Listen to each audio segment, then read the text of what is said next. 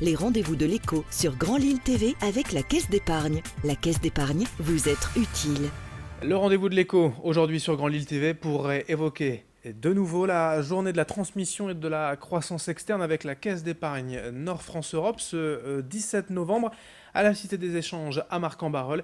L'un des intervenants de cette journée est avec nous. Bonjour Bruno Chenel. Bonjour. Vous êtes le dirigeant du groupe Renson, un groupe de pompes et de cuves de stockage agricole.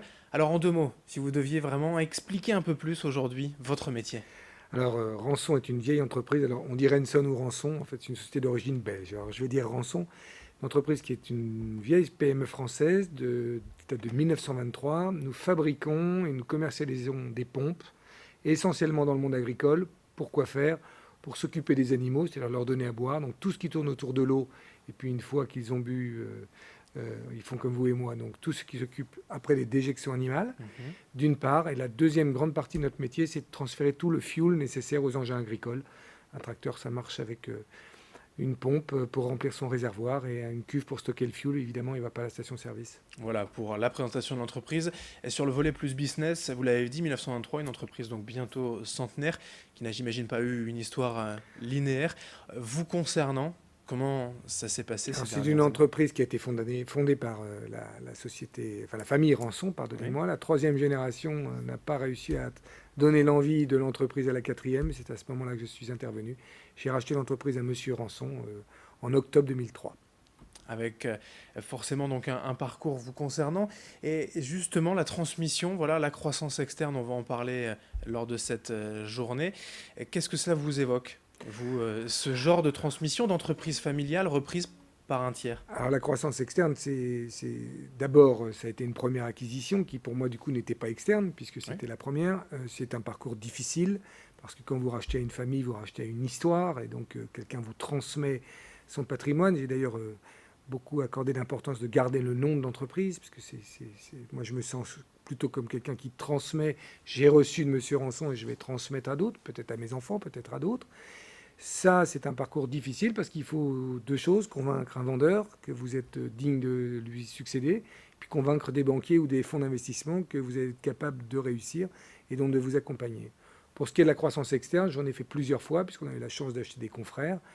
Ben là, c'est plus simple parce que c'est plus un problème financier. Vous êtes déjà dans la place, vous êtes déjà légitime pour le vendeur puisque vous êtes un de ses concurrents ou un de ses confrères. Et la croissance externe, c'est vital pour vous, pour le développement de l'entreprise? Il faut grandir pour continuer d'exister? Alors ça l'a été parce qu'on a la chance d'être sur une niche où nous sommes largement leaders, mais comme son nom l'indique, c'est une toute petite niche. Donc pour aller chercher d'autres métiers autour de la pompe et du stockage, on a acheté plusieurs entreprises, dont une dans la région qui s'appelle l'usine de Rumocourt. Nous, on était Renson historiquement spécialisés dans l'eau. Ils sont spécialisés dans le transfert de carburant. On les a achetés en 2010. On a fusionné les deux entreprises. Avec voilà, des acquisitions verticales ou horizontales?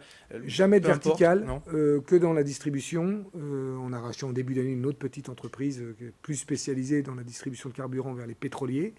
Une entreprise parisienne qu'on a ramenée dans la région. On est très attachés à la région. Je n'ai jamais fait de verticale et je n'en ferai pas. Nous sommes des spécialistes de la distribution des pompes, pas de leur fabrication très en amont.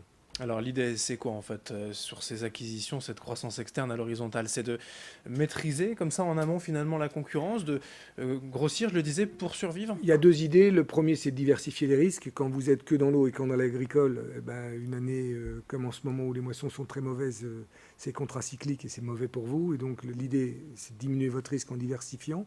Et la deuxième chose, c'est que plus vous grossissez, plus vos coûts de structure sont amortis, votre bâtiment, vos coûts de back-office sont amortis sur un chiffre d'affaires plus important et donc moins il coûte. On a eu un des intervenants qui est prévu pour ce 17 novembre qui nous expliquait, lui, à contrario, il préférait finalement l'acquisition verticale pour maîtriser un peu plus de la chaîne de production à la vente. Pourquoi vous, ça ne vous intéresse pas? Alors, pourquoi ça ne m'intéresse pas? D'abord, peut-être parce que je n'en ai pas la compétence. Je ne suis pas ingénieur de formation. Je suis plus passionné par le commerce que par l'industrie, alors que je dirige une PME industrielle. Mais je pense que notre valeur ajoutée est plus dans notre capacité à mettre en œuvre ces produits avec des aspects marketing, de distribution, d'aide à la vente, etc., de merchandising, enfin tous les ressorts de la distribution dont je viens, plutôt que d'être fait. Tu sais, on essaye de faire ce qu'on sait bien faire plutôt que d'apprendre ce qu'on ne sait pas faire. surtout à mon âge. Alors c'est justement ce qui fera aussi la richesse de cette journée, de ces différents et divers témoignages le 17 novembre. Quelle sera un petit peu la teneur de cette intervention? Qu'est-ce que vous voulez finalement faire partager?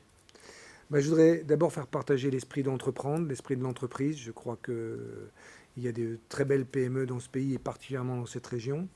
Les dirigeants vieillissent, il faut que des jeunes reprennent nos affaires, que ce soit nos enfants ou des personnes extérieures aux familles. Si je peux, cette journée, donner l'envie, cette envie, et surtout expliquer aux gens que c'est faisable, c'est possible, même sans trop d'argent.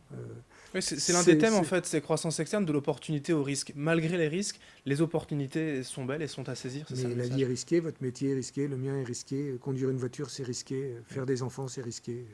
Voilà, la vie c'est le risque. Je trouve qu'on a une formidable jeunesse qui a plein d'avenir devant elle. Et si je peux, le 17 novembre, donner envie à 1 ou 2 ou 3 personnes d'entreprendre, j'aurais réussi ma matinée.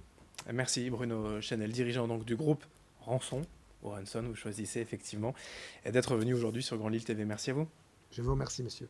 Et je vous le rappelle, donc, la Cité des Échanges accueillera cette nouvelle édition de la journée de la transmission et de la croissance externe le 17 novembre avec la Caisse d'épargne Nord France Europe. Merci à vous de nous avoir suivis. L'info continue dans un instant sur Grand Lille TV. Les rendez-vous de l'écho sur Grand Lille TV avec la Caisse d'épargne. La Caisse d'épargne, vous êtes utile.